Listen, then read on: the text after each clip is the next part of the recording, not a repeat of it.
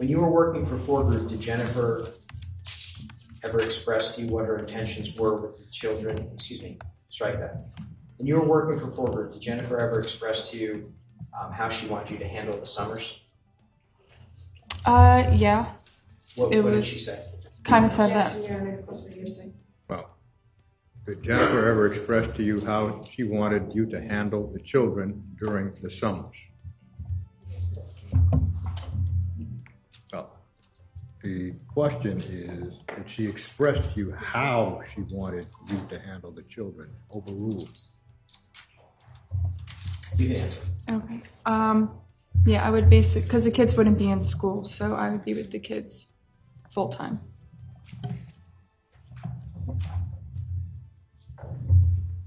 Notice how the witness breaks down the size of staff. This small team detail might seem trivial, but in legal terms, understanding the structure for group helps the jury visualize who had influence and access to the children. Even a handful of people can mean a lot when responsibilities are concentrated. And how many employees did Ford Group have when you began working for them? Not a lot. It was very small. So like a handful. When you say handful, can you just be a little bit more specific for the members? Yes, I would, I guess, have to count. I would say like 5 or 6, maybe. Was Pavel Gumiani one of the employees? Yep. What was his role with, actually, before I ask that, when did he begin working for Ford Group to your knowledge? Oh, to my knowledge, I don't know. He was there when I started, even just babysitting before I ever even worked for Ford Group, but I don't know when he started. But Okay. and he knew the family for a while. That's all I knew. So by the time you began working for Ford Group, he was already working for the Ford Group, is that correct? Yes. And what was his role with the company? He was a project manager. He kind of did everything, to be honest. Did Jennifer know Mr. Gumiani as well? Yep. Would he assist her around the house? Yeah. How would he assist her around the house? He would change out the light bulbs when they went out. He would build, I know he built they had this very beautiful playscape in the backyard. I know he built that. He would even sometimes help pick us up from the airport after a trip.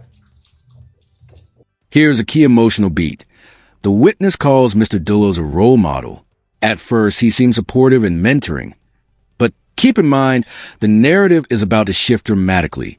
The contrast between early trust and later betrayal really hooks the audience and the jury. Did Jennifer ever work for Ford Group? Not that I know.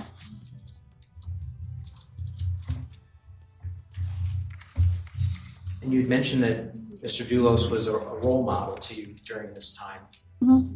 Why did you consider him to be a role model? When I first started working, he was just incredibly nice. He made me feel comfortable. He was funny. He, was fresh out of college. I didn't know what I wanted to do. And Boom! March 2017 is a pivotal moment. The affair revelation. This is classic in legal storytelling. A turning point that explains later behavior and conflicts. Audiences naturally lean in here, wondering how it changes the family dynamic. it sounded like I was getting this really great opportunity, even though it had nothing to do with any of the work I've ever done. And it seemed like he just wanted to push me and, make me better. And did there come a point in time when the dynamic between Jennifer and Mr. Doulos began to change from when you first met them? Yeah. Could you describe how the dynamic changed for the jury? The big dynamic change was in March of 2017, which is when Jennifer found out about his affair. And a few months after that, it totally changed. So I want to direct your attention now to March of 2017. Did you take a trip with the Doulos family? Yeah. And where did y'all go? The kids had a 2-week break, and so the first week we spent in Aspen, Colorado, and then we flew to Miami for the second week. Who went on the trip?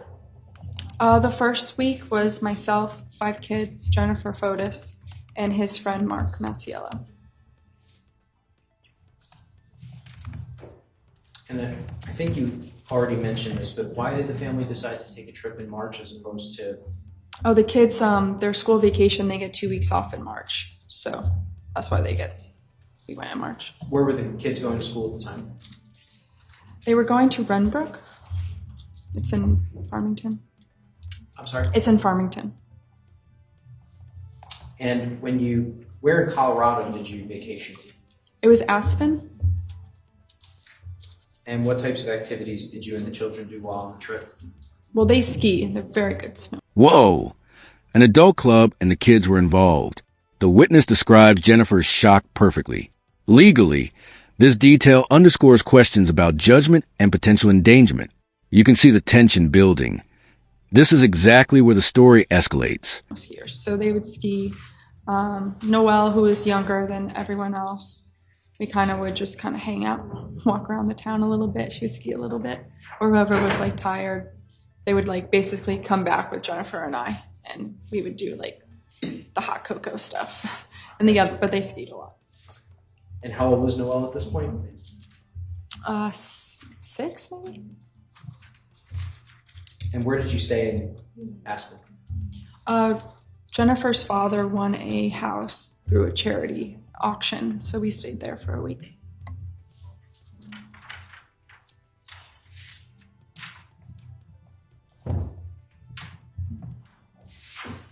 And did there come a point in time during the trip where Mr. Doulos told the group he had taken the children to an adult club? Yeah, Who was present for this conversation? myself and Jennifer. How did Jennifer react upon hearing this? She shocked because they were little and they were going to a day club. And so she was we were both disgusted, I guess is the word. And what was Mr. Doulos' demeanor like as he was relaying this information? He was excited that he paid off the people to let his kids into this day club where, yeah, he seemed really happy about it. And approximately how long did you guys stay in Colorado? It was about a week. Now we shift to Miami and the conversation about the affair. This part is subtle but crucial. Jennifer confides her suspicions.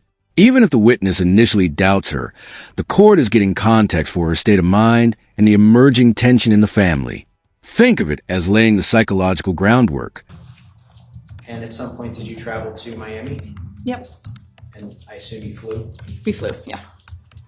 And who went to Miami?